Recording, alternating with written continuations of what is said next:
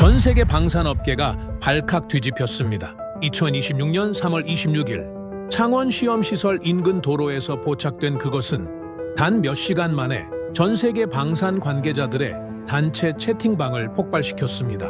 궤도가 없었습니다. 바퀴가 달려 있었습니다.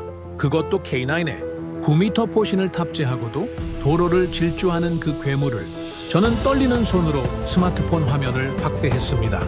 눈을 의심했습니다. 귀를 의심했습니다.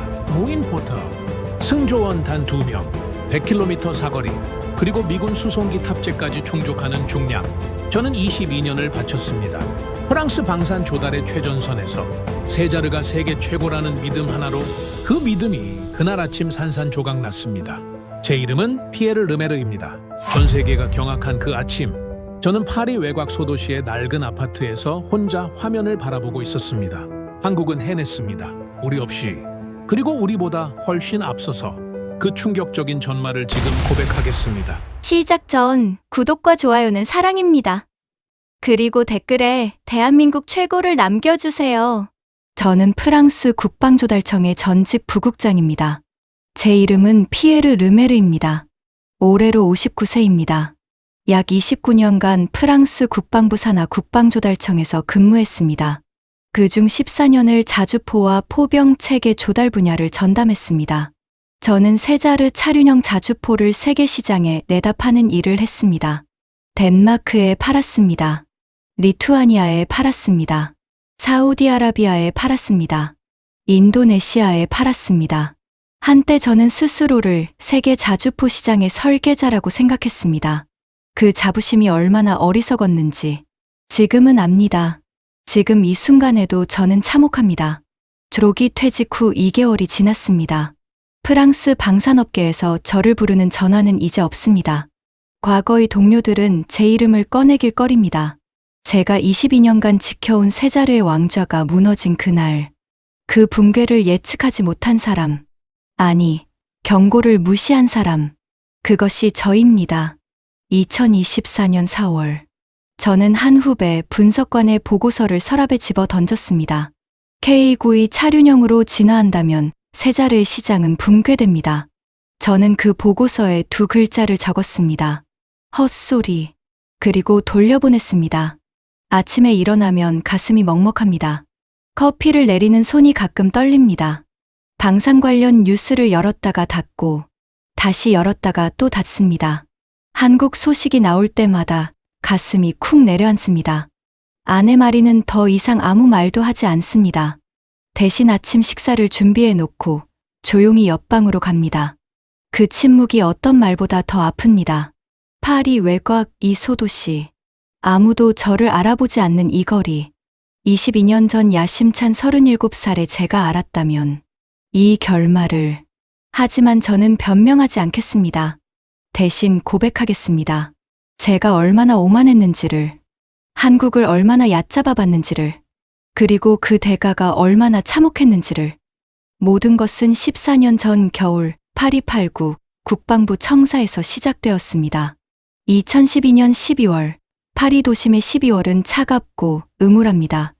그날 청사 9층 회의실의 공기는 낡은 양피지 냄새와 에스프레소 향이 기묘하게 뒤섞여 있었습니다. 천장에 크리스탈 샹들리에가 노르스름한 빛을 뿌렸습니다. 테이블 위에는 두꺼운 바인더들이 쌓여 있었습니다. 창밖으로는 에펠탑이 흐린 하늘 아래 희미하게 보였습니다. 그날이 모든 비극의 시작이었습니다. 하지만 그때는 몰랐습니다. 14년 후 그날의 선택이 제 공직 생활을 완전히 뒤흔들어 놓으리라는 것을. 때는 2007년 초로 거슬러 올라갑니다. 저는 막 자주포 조달 팀장으로 승진한 40세의 야심찬 관료였습니다. 국방조달청 경력 10년 차. 세자르 프로젝트의 1세대 실무 담당자로 이미 이름을 알린 상태였습니다. 그해 여름, 두바이 에어쇼에서 저는 처음으로 그것을 보았습니다. 한국 부스, 삼성테크인의 전시관, K9. 155mm 궤도형 자주포, 무게가 47톤이었습니다. 47톤. 제 세자르는 18.5톤짜리 8륜 구동 트럭 위에 올라탄 포였습니다. 전략 기동성이 압도적으로 높았습니다. 저는 한국 부스 앞에 잠시 섰다가 피식 웃었습니다. 옆에 있던 동료 알랭 뒤보아가 제 귀에 속삭였습니다. 피에르, 저거 봐. 47톤이래. 그가 코웃음을 쳤습니다. C130에 실을 수나 있겠어.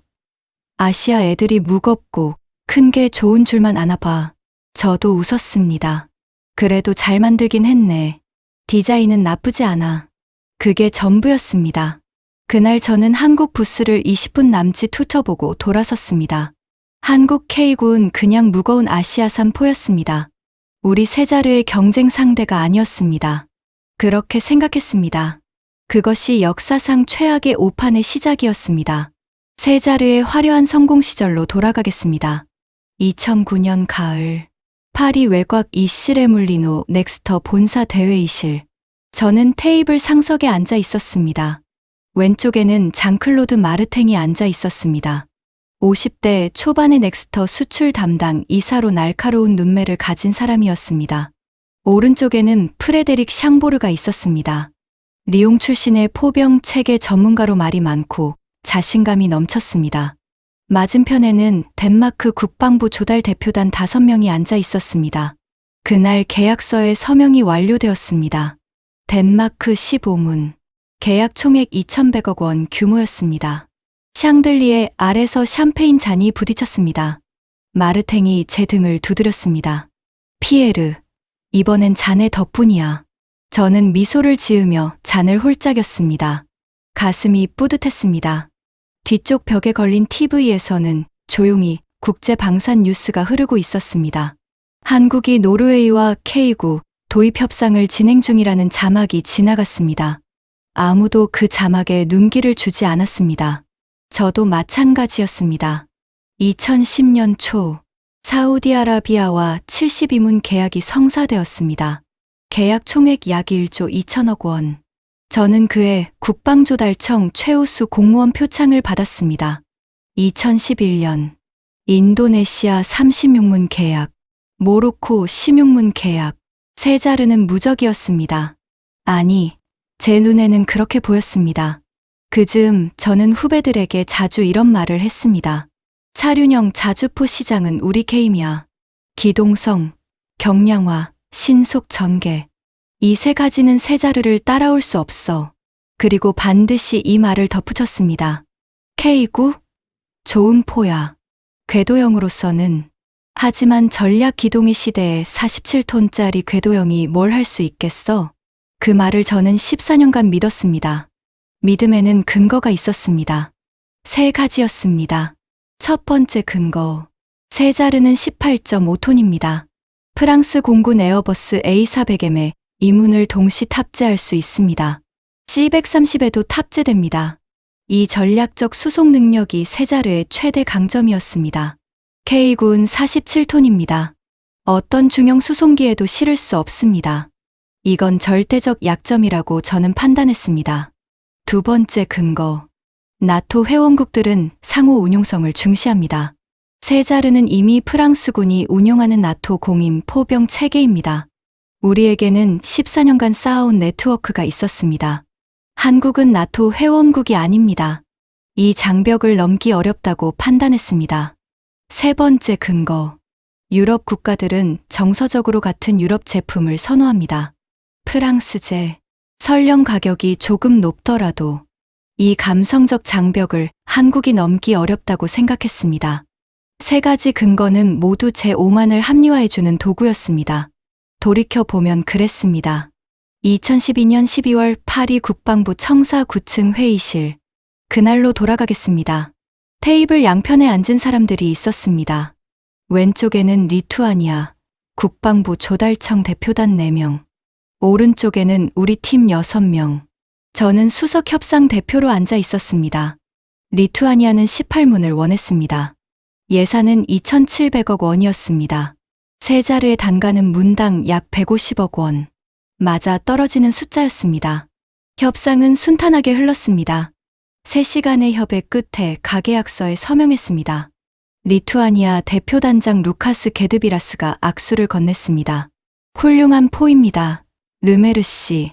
저는 자신만만하게 답했습니다. 물론이죠. 세계 최고니까요. 그날 밤 동료들과 파리 7구의 레스토랑에서 저녁을 먹었습니다. 와인이 잔에서 출렁였습니다. 마르탱이 웃으며 말했습니다. 피에르, 이제 나토 동유럽 시장은 우리 거야. 저는 잔을 들어 올렸습니다. 그럼 K9이 뭘 할 수 있겠어. 나토 비회원국 제품인데. 그 밤이 모든 방심의 정점이었습니다. 한국은 이미 움직이고 있었습니다. 우리가 와인을 홀짝이는 동안 2013년 노르웨이가 K9 24문을 추가 계약했습니다. 저는 그 소식을 가볍게 넘겼습니다. 북유럽 특수야. 혹독한 환경에서 궤도형이 유리하니까. 우리 세자르는 유럽 남부와 중동이 주력 시장이야.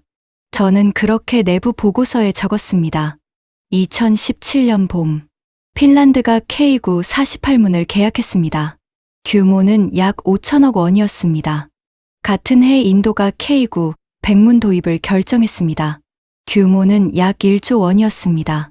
저는 핀란드와 인도의 결정을 보고받고 잠시 생각에 잠겼습니다. 그러다 고개를 흔들었습니다.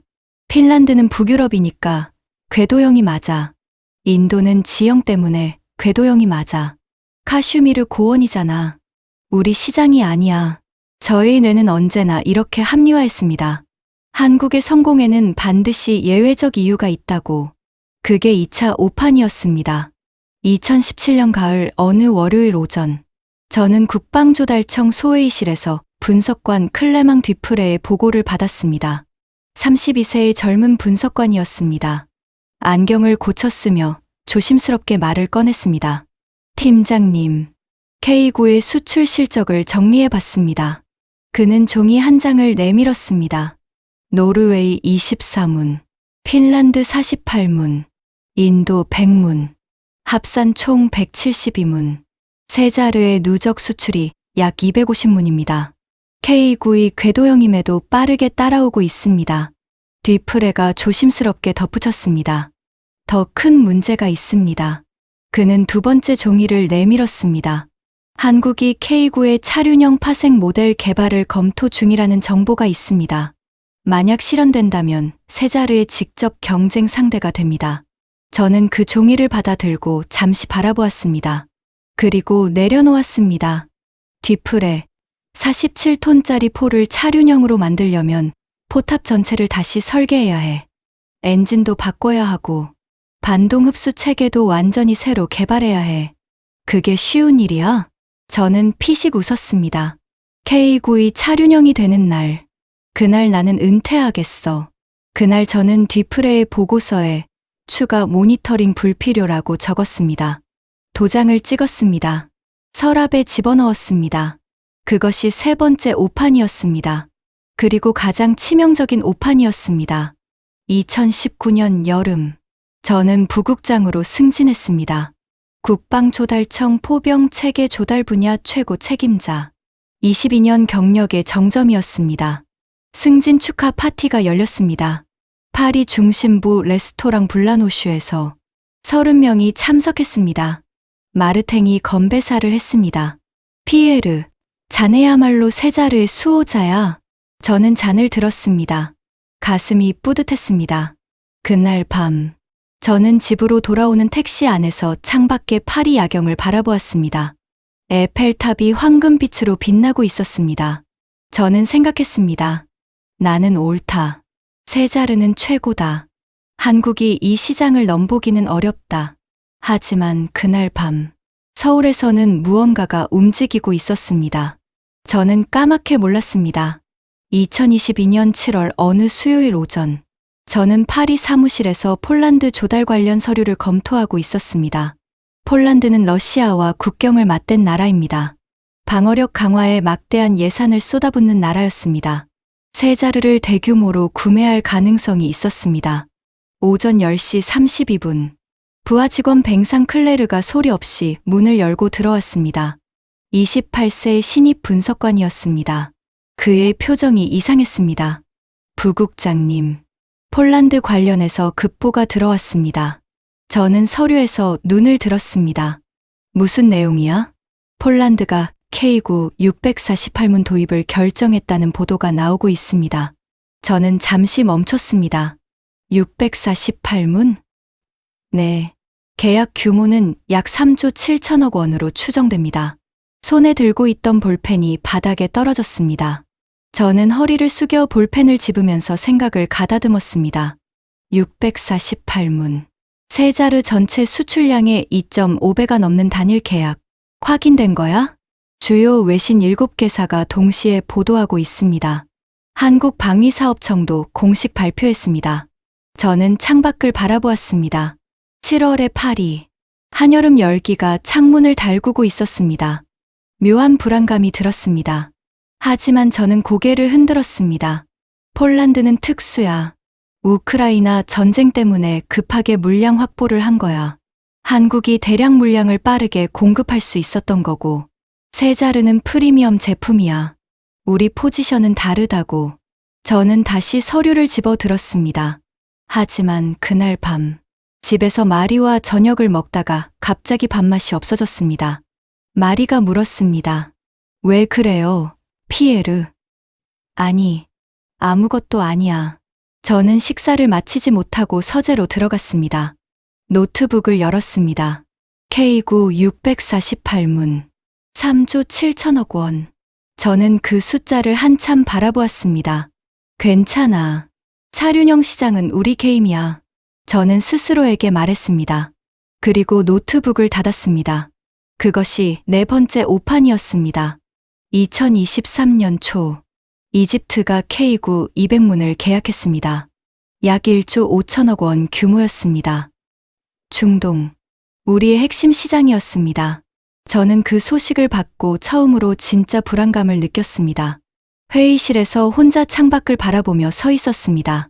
파리의 겨울 하늘은 잿빛이었습니다. 에이, 이집트는 예산이 한정적이야. 저가의 물량을 대는 K9이 맞는 선택이었겠지. 저는 또 합리화했습니다. 하지만 그날 밤 잠을 이루지 못했습니다. 새벽 3시, 저는 침대에서 일어나 거실로 나왔습니다. 창밖의 가로등 불빛이 외로웠습니다. 뭔가 이상했습니다. 심장이 두근거렸습니다. 등줄기에 식은땀이 흘렀습니다. 하지만 저는 그 불안을 억눌렀습니다. 다시 침대로 돌아갔습니다. 눈을 감았습니다. 그것이 마지막 경고였습니다. 저는 그 경고를 무시했습니다. 2023년 하반기, 루마니아가 K9 54문을 계약했습니다. 나토 회원국이었습니다. 유럽이었습니다. 저는 더 이상 합리화를 하지 못했습니다. 부국장실에서 혼자 앉아 있었습니다. 서류가 쌓인 책상, 창밖의 에펠탑, 그 풍경이 낯설게 느껴졌습니다. 내부 긴급 회의가 소집되었습니다. 11명이 모였습니다. 회의는 2시간 넘게 계속되었습니다. 낙관론자 마르탱이 먼저 말했습니다. 루마니아는 예산 문제야. 세자르 단가가 K9보다 높으니까. 가격 경쟁력 문제지. 제품 품질 문제가 아니야. 비관론자 뒤프레가 반박했습니다. 그는 2017년에 보고서를 들고 왔다가 제게 추가 모니터링 불필요. 도장을 받은 그 뒤프레였습니다. 부국장님, 저는 6년 전에 이 상황을 예고했습니다. K9이 궤도형에서 차륜형으로 전환하면 세자르 시장이 위협받는다고요. 회의실이 조용해졌습니다. 저는 뒤프레와 눈이 마주쳤습니다. 지금 당장 차륜형 K9이 나온 것도 아니잖아. 나오기 전에 준비해야 합니다. 저는 테이블을 가볍게 두드렸습니다. 일단 지켜보자. 과도하게 반응할 필요 없어. 회의는 그렇게 끝났습니다. 나오기 전에 준비해야 합니다. 뒤프레의 그 말이 그날 밤 머릿속에서 맴돌았습니다. 하지만 저는 끝내 결단을 내리지 않았습니다. 2024년 봄, 호주가 자주포 도입을 검토 중이라는 소식이 들려왔습니다. 세자르 또는 K9 중 선택을 고민한다는 정보였습니다. 저는 외교 채널을 총동원해 세자르를 로비했습니다. 호주 국방부 조달 담당자와 6차례 화상회의를 했습니다. 캔버라를 직접 방문하기도 했습니다. 세자르의 장점을 낱낱이 설명했습니다. 호주 측 담당자 제임스 뮬레인이 조심스럽게 물었습니다. 르메르 씨, 솔직히 여쭤볼게요. 한국이 K9의 차륜형 버전을 개발 중이라는 정보가 있습니다. 사실인가요? 저는 미소를 지으며 답했습니다. 정보는 종종 과장되기 마련입니다. 차륜형 K군 기술적으로 매우 어려운 과제입니다. 반동 흡수 체계를 완전히 재설계해야 하고 차량 중량과 포신 길이의 균형을 맞추기가 극히 어렵습니다. 그리고 설령 만든다 해도 세자르의 전략 수송 능력을 따라가기는 어렵습니다. 그것이 제 마지막 오만이었습니다. 2024년 4월 뒤프레가 다시 보고서를 들고 왔습니다. 표지에 적혀 있었습니다. K9MH 개발 동향 및 세자르 시장 영향 분석. 부국장님, 한국 한화디펜스에서 K9의 차륜형 파생 모델 개발이 상당히 진척되었다는 정보입니다. 무인 포탑을 적용하고 승조원을 2명으로 줄이는 방향으로 설계가 진행되고 있습니다. 저는 보고서를 받아들었습니다. 그리고 앞서 말씀드린 것처럼 2글자를 적었습니다. 헛소리. 그리고 서랍에 집어 던졌습니다. 그날 제가 그 보고서를 진지하게 읽었다면, 단 한 번만 뒤프레의 말을 들었다면 역사는 달라졌을 겁니다. 하지만 저는 듣지 않았습니다. 22년의 경험이 만들어낸 자만심이 귀를 막고 있었습니다. 2025년 1월 새해 첫 주, 저는 국방조달청 부국장실에 앉아 연간 계획을 세우고 있었습니다. 뱅상 클레르가 또 문을 열고 들어왔습니다. 그의 표정이 또 이상했습니다. 부국장님, 지금 시간 있으세요? 무슨 일이야? 한국 한화디펜스 관련해서 급보가 들어왔습니다.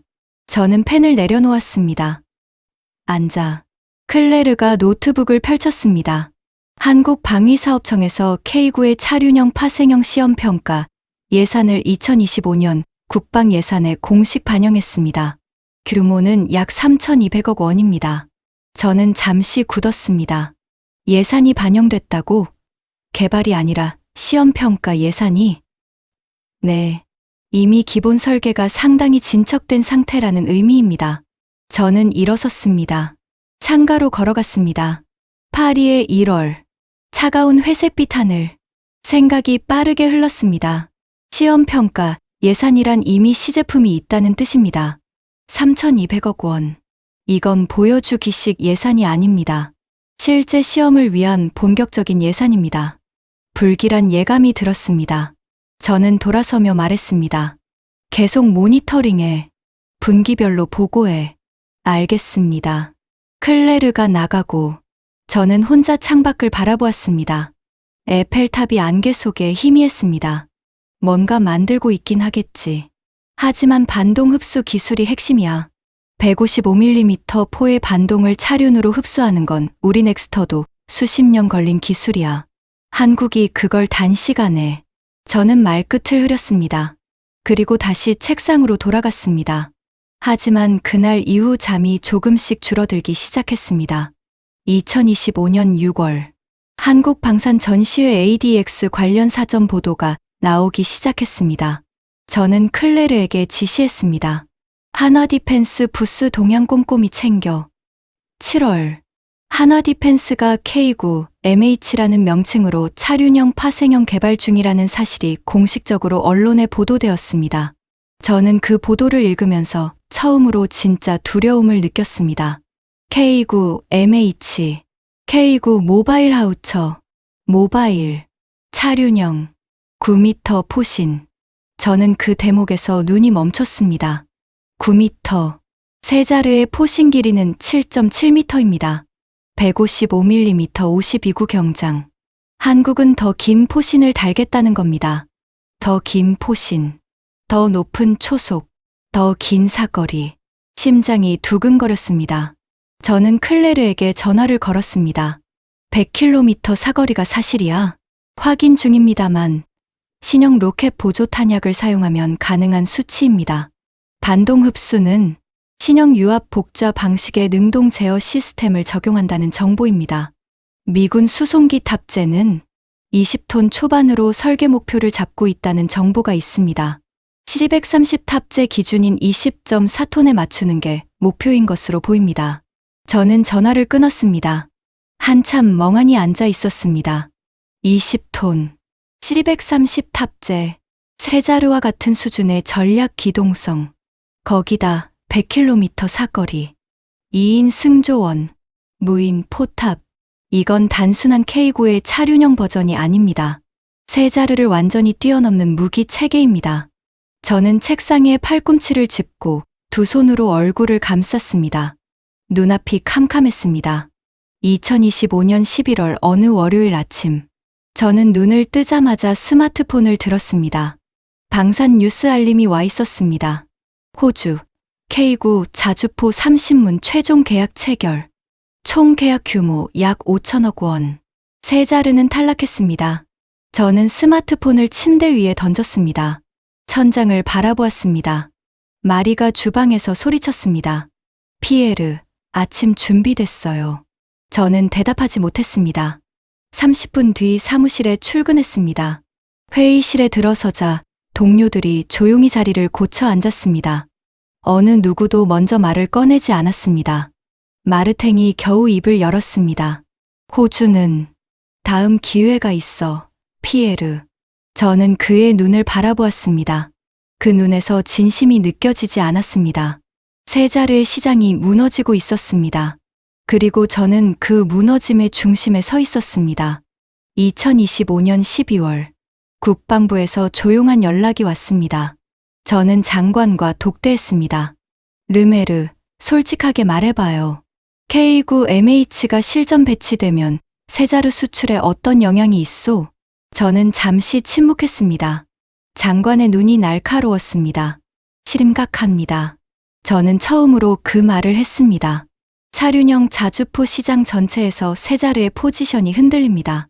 K9MH가 C130 탑재 기준을 충족하고 100km 사거리를 구현한다면, 그리고 무인 포탑으로 승조원을 2명으로 줄인다면 세 자루가 내세울 수 있는 차별점이 크게 줄어듭니다.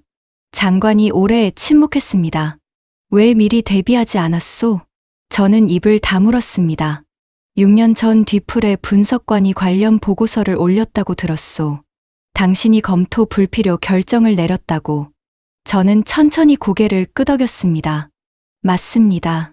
그 짧은 대화 후 저는 부국장실을 나왔습니다. 그리고 이미 알고 있었습니다. 오래 앉아 있을 자리가 아니라는 것을. 2026년 1월, 저는 조기 퇴직원을 제출했습니다. 그리고 2026년 3월 26일, 그날 아침, 저는 파리 외곽 소도시의 낡은 아파트 소파에 앉아 스마트폰을 보고 있었습니다. 아침 7시 14분, 방산 커뮤니티 단체 채팅방이 터져 나가고 있었습니다. 창원에서 포착됨. K9MH 실물이다. 바퀴다, 바퀴. 9m 포신 맞음. 무인 포탑 확인. 저는 링크를 눌렀습니다. 사진이 로딩되었습니다. 창원 시험 시설 인근 도로. 카무플라주 도장이 된 차량 위에 거대한 포신이 솟아 있었습니다. 9m. 육안으로도 보통 포신이 아님이 명확했습니다. 그리고 궤도가 없었습니다. 커다란 8개의 바퀴. 저는 화면을 확대했습니다. 포탑이 보였습니다. 조종수 해치가 작았습니다. 무인 포탑의 특징이었습니다. 눈을 의심했습니다. 귀를 의심했습니다. 입이 떡 벌어졌습니다. 멍하니 화면을 바라보았습니다. 그렇게 10분이 흘렀습니다. 마리가 주방에서 나왔습니다. 피에르, 뭐 봐요? 저는 스마트폰을 내밀었습니다. 마리가 화면을 바라보다 말했습니다. 이게 뭐예요? 한국 신형 자주포야. 마리가 고개를 갸웃했습니다. 저는 더 이상 말하지 않았습니다. 현기증이 났습니다. 손발이 차가워졌습니다. 숨이 막혔습니다. 저는 소파에 등을 기댔습니다. 천장을 바라보았습니다. 14년이 주마등처럼 흘렀습니다. 두바이 에어쇼에서 피식 웃던 그날. 47톤짜리 포가 뭘 할 수 있겠어. 뒤풀이의 보고서에 헛소리라고 적던 그날. 장관에게 차륜형 K9는 기술적으로 매우 어려운 과제라고 설명하던 그날. 모두 제 오만의 발자국이었습니다. 충격의 파도가 한 번에 끝나지 않았습니다. 사진 한 장에서 시작된 충격이 이후 며칠에 걸쳐 연타로 이어졌습니다. 첫 번째 충격. 2026년 3월 26일 오후. 한화 디펜스가 K9 MH의 주요 재원을 일부 공개했습니다. 뱅상 클레르에게서 전화가 왔습니다. 저는 이미 조기 퇴직했지만 그는 여전히 연락을 해왔습니다. 부국장님, 한화 디펜스 발표 봤습니까? 발표 내용을 정리하면 다음과 같았습니다. 구분과 세부 내용을 보면 차량 형태는 8륜 구동 차륜형, 포구경은 155mm, 포신 길이는 약 9m 58구 경장 이상 추정, 최대 사거리는 신형 탄약 기준 100km 목표, 승조원은 2명 무인 자동 포탑, 차량 총중량은 20톤대 초반 목표, 미군 수송기 탑재는 C-130 기준 충족 목표, 반동 흡수 기술은 신형 능동 유압 복좌 시스템 적용. 저는 그 수치들을 보면서 세상이 무너지는 것 같았습니다. 100km. 세자르의 표준 사거리는 40km입니다. 2.5배. 무인 포탑. 세자르는 5명이 운용합니다. K9MH는 2명입니다. 인건비와 훈련 비용이 극적으로 줄어듭니다. C-130 탑재. 세자르의 핵심 경쟁력이 이제 차별점이 아닙니다. 클레르의 목소리가 떨렸습니다. 부국장님. 이건 세자르를 모든 면에서 압도하는 재원입니다. 저는 한동안 아무 말도 하지 못했습니다. 두 번째 충격. 2026년 3월 27일 오전, 국제 방산 전문 매체들이 일제히 분석 기사를 쏟아냈습니다. 제인스 디펜스 위클리의 기사 제목이 기억납니다.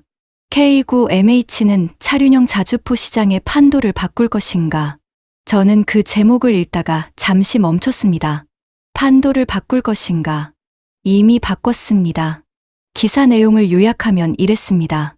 K9이 그간 쌓아온 수출 신뢰도와 K9, MH의 혁신 재원이 결합될 경우 나토 회원국을 포함한 다수 국가가 기존 세자르 구매 계획을 재검토할 수 있다. 특히 전략 기동성과 화력 사거리를 동시에 요구하는 유럽 국가들에게 K9, MH는 매력적인 대안이 될 가능성이 높다. 매력적인 대안. 저는 그 표현 앞에서 오래 멈췄습니다. 세 번째 충격. 2026년 3월 28일 폴란드 방위산업 매체 데펜스24가 보도했습니다. 폴란드 국방부가 K9, MH에 깊은 관심을 표명하며 추가 도입 검토를 시작했다는 내용이었습니다. 폴란드는 이미 K9를 648문 보유하고 있습니다. 거기다 K9, MH까지. 폴란드 전체 포병 전력이 한국산으로 채워지는 그림이었습니다. 그 보도를 보면서 저는 한동안 소파에 앉아 아무것도 하지 못했습니다.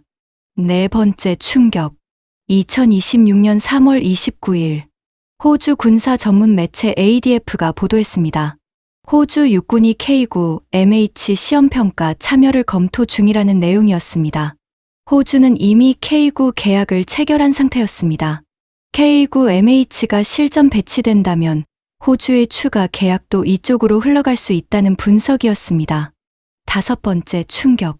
2026년 3월 31일 덴마크 방위산업 관련 보도가 나왔습니다. 덴마크 국방부가 차기 포병 체계 조달 계획을 재수립할 예정이며 K9MH를 검토 대상에 포함할 것이라는 내용이었습니다. 덴마크. 2009년 우리가 처음 세자르를 15문 납품한 그 덴마크. 세자르 수출의 첫 성공 사례였습니다. 그 덴마크가 K9MH를 검토한다는 겁니다. 저는 2009년 덴마크 계약 체결 당시 샴페인 잔을 들던 기억이 떠올랐습니다.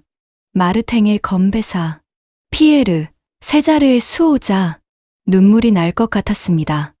여섯 번째 충격.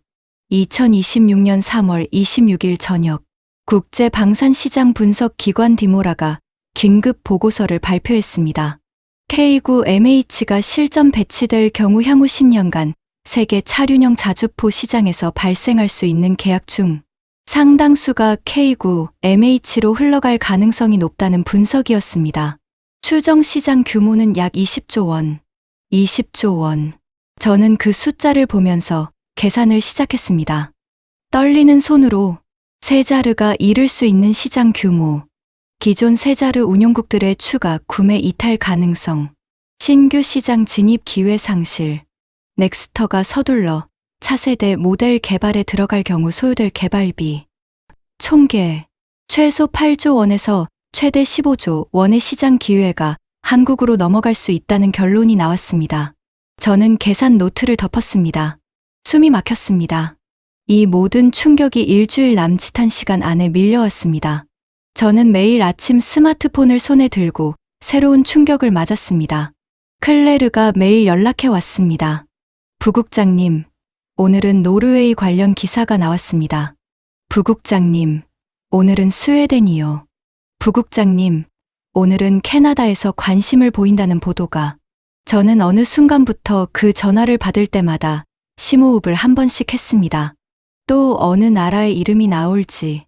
직장에서 저를 오랜 기간 알았던 동료들이 연락을 줄였습니다. 조용한 절연이었습니다. 저는 그들을 탓하지 않았습니다. 패배한 전략가 곁에 오래 머무는 건 아무에게도 이로운 일이 아니니까요. 마리가 어느 날 저녁 물었습니다.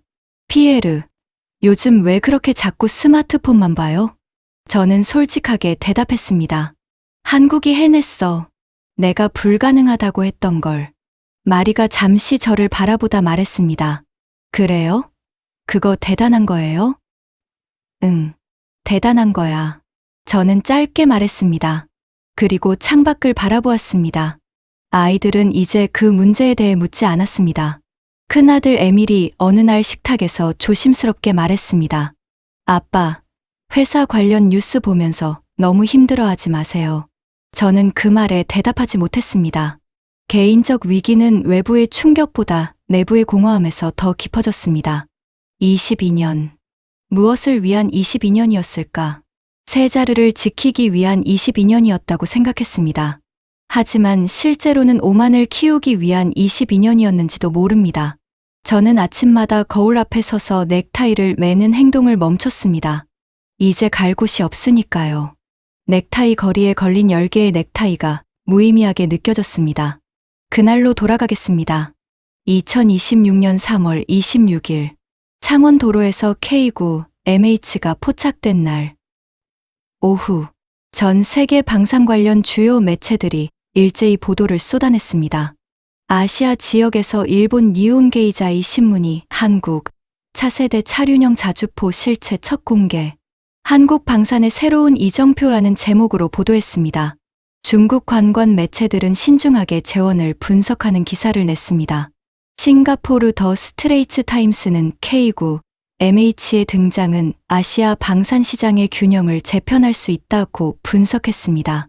유럽에서는 독일 슈피겔 온라인이 한국의 도전, 세자르는 어떻게 대응할 것인가라는 도발적인 제목을 달았습니다. 영국 더 타임스가 K9 MH, 서방 방산 시장의 새 강자 등장이라고 보도했습니다. 프랑스 르몽드는 한 발 더 나아가 넥스터는 이제 무엇을 할 것인가라며 직접적인 의문을 제기했습니다. 르 피가로는 더 냉혹했습니다.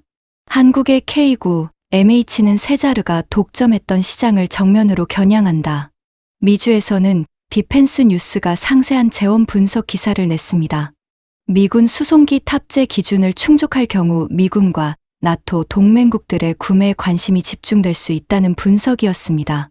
워싱턴 포스트는 한국 방산, 이제 서방 시장의 판도를 뒤바꾸는 새 강자로 부상이라는 표현을 썼습니다. 저는 이 보도들을 하나씩 읽어나갔습니다. 한국 방산의 새로운 이정표, 세자르는 어떻게 대응할 것인가, 넥스터는 이제 무엇을 할 것인가. 각각의 문장이 심장에 박혔습니다. 프랑스 국내 여론은 더 혹독했습니다. 프랑스 24 방송의 패널 토론에서 방산 전문가 3명이 등장했습니다. 그중 한 명이 말했습니다. 프랑스 국방 조달 당국은 왜 이 흐름을 사전에 감지하지 못했는가? 한국의 기술 발전 속도는 이미 수년 전부터 예고된 것이었다. 저는 TV를 껐습니다. 프랑스 국방부에는 인사 태풍이 예고되었습니다. 제 조기 퇴직은 그 태풍의 첫 번째 희생이었습니다. 손실 계산서를 작성해 보았습니다. 파리 외곽 소도시의 서재에서 혼자 세자르의 직접 손실을 추정해 보았습니다. 항목별로 정리하면 유럽 시장 신규 계약 기회 상실이 약 5조 원에서 8조 원, 중동 추가 계약 이탈 가능성이 약 2조 원에서 3조 원, 아시아 태평양 계약 기회 상실이 약 1조 5천억 원에서 2조 5천억 원. 기존 운용국 후속 계약 이탈이 약 1조 원에서 1조 5천억 원. 합계 최소 9조 5천억 원에서 최대 15조 원. 기회비용도 있었습니다. 세자르 차세대 모델 긴급 개발비 최소 3조 원 이상. 넥스터 수출 전략 전면 재수립 비용. 관련 협력업체 손실 연쇄 파급.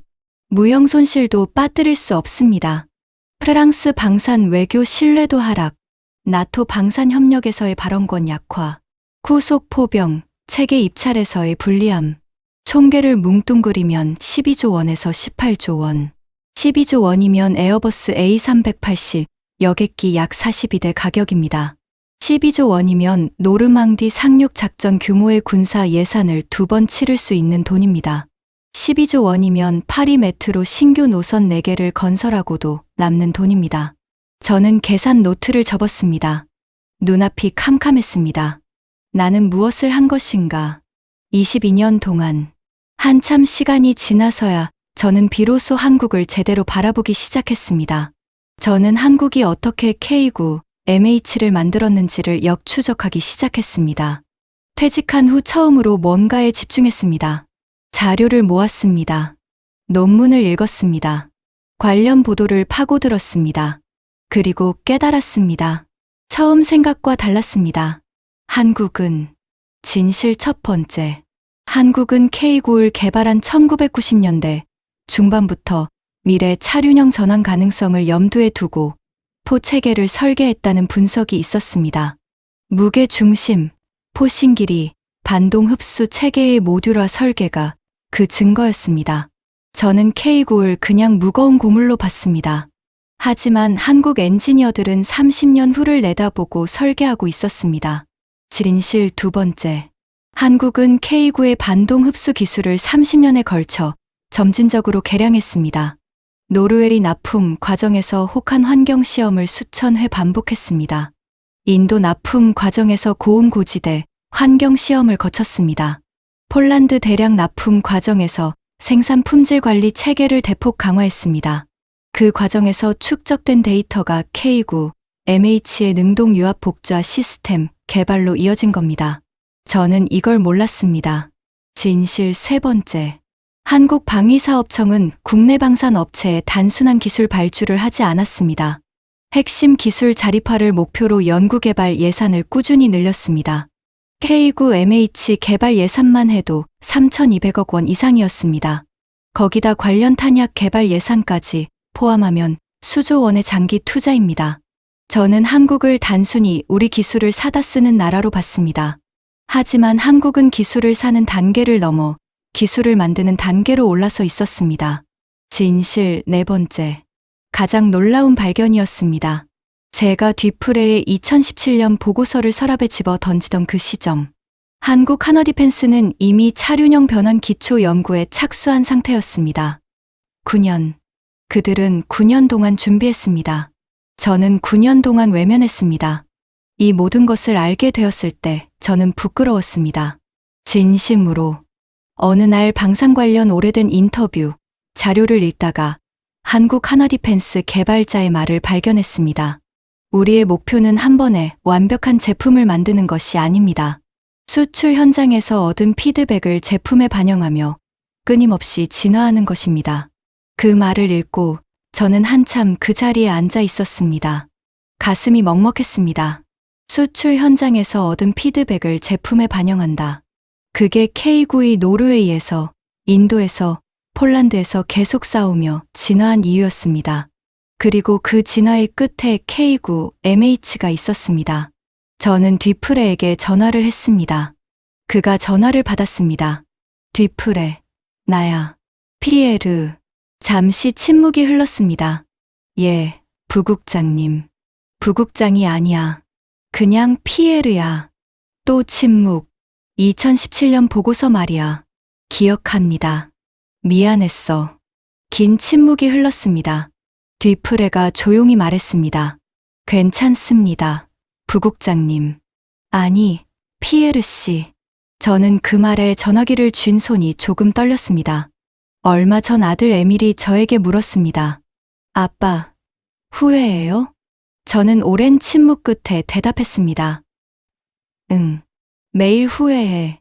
그 시간으로 돌아갈 수 있다면 3가지를 바꾸고 싶습니다.